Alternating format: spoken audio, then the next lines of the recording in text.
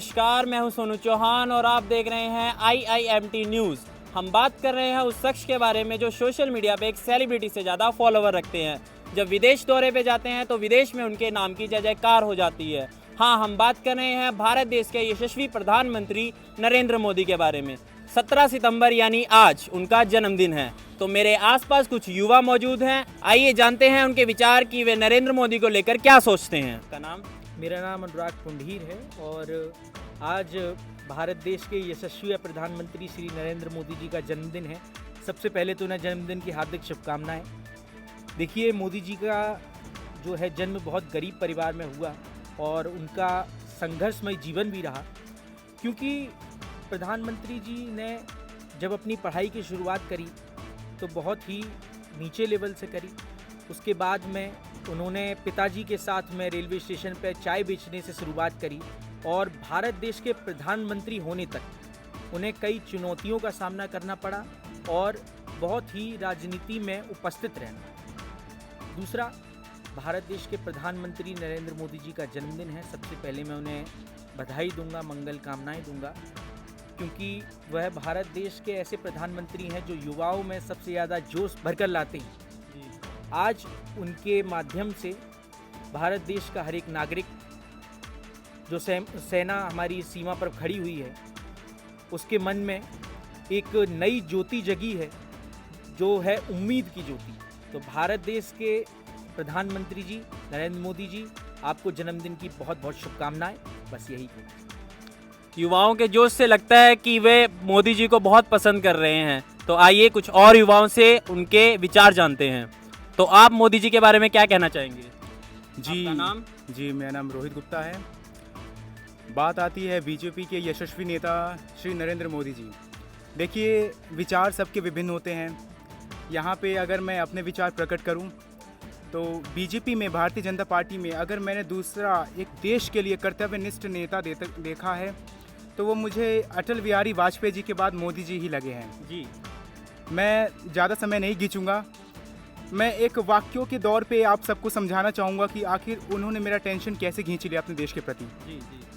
कि दो पक्ष होता है, जो देश को संभालता है और दूसरा विपक्षी पक्ष। तो मैं कुछ यूँ कहूँगा कि विपक्षी नेता सांसद में आंखें मारते रह गए बैठे बैठे। इन्होंने यहाँ महाराष्ट्र में बुलेट ट्रेन चलवा दी। वाह, क्या बात कही है इस युवा ने। तो आइए कुछ और युवा से जानते हैं उनके विचार कि वे मोदी जी को लेकर क्या सोचते हैं। जी, क्या नाम है आपका? ईशा।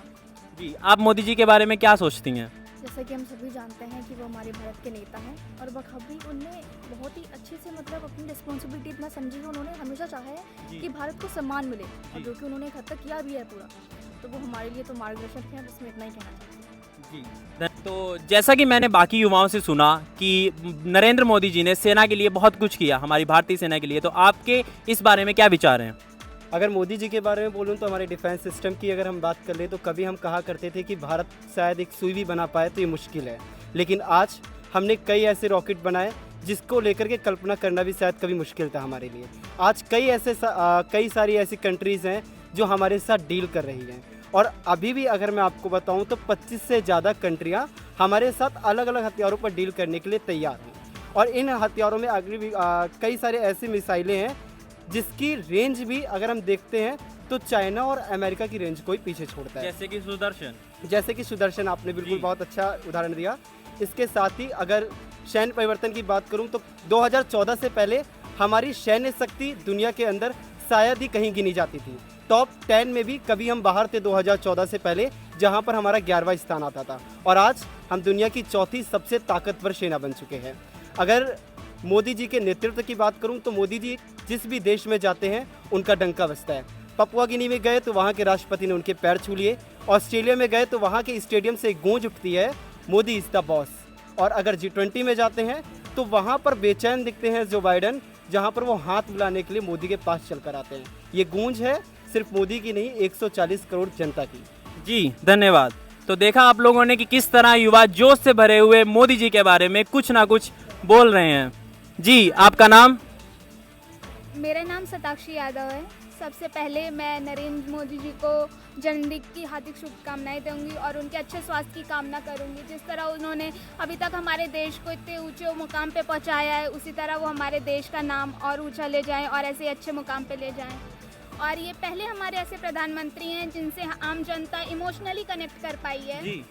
जैसे कि ऑपरेशन सिंदूर का नाम हम देख सकते हैं, उन्होंने इस ऑपरेशन का नाम सिंदूर रख के हर भारतीय महिला से इसे जोड़ दिया है।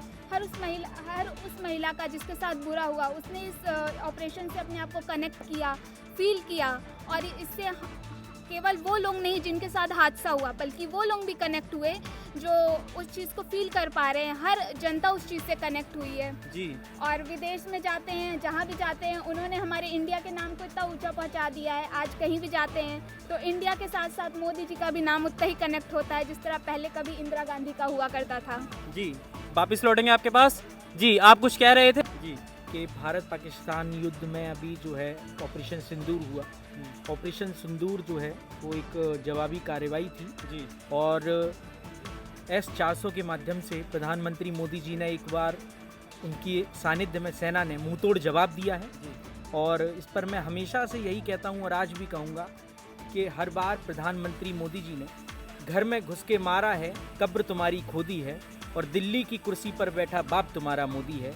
प्रधानमंत्री मोदी जी जब तक हमारे इंडिया में हैं, हर व्यक्ति को घबराने की बिल्कुल ज़रूरत नहीं है। मोदी जी आप बेस्ट हैं, आपको हैप्पी बर्थडे बन सकें।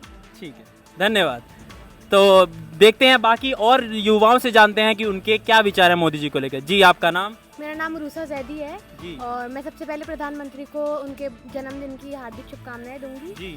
तो मेरा ये कहना है मोदी जी के लिए, और मेरा ये कहना है नागरिकों से देश के, कि ये जो खास अवसर है मोदी जी का जन्मदिन, ये सिर्फ उन शुभकामनाएं देने का दिन नहीं है, लेकिन ये देश के नागरिकों के लिए ये जानने का भी है कि भारत के किस क्षेत्र में सुधार की ज़रूरत है और उनका आगे आने वाला जो ये जन्मदिन होगा वो सकारात्मक बदलाव लाए।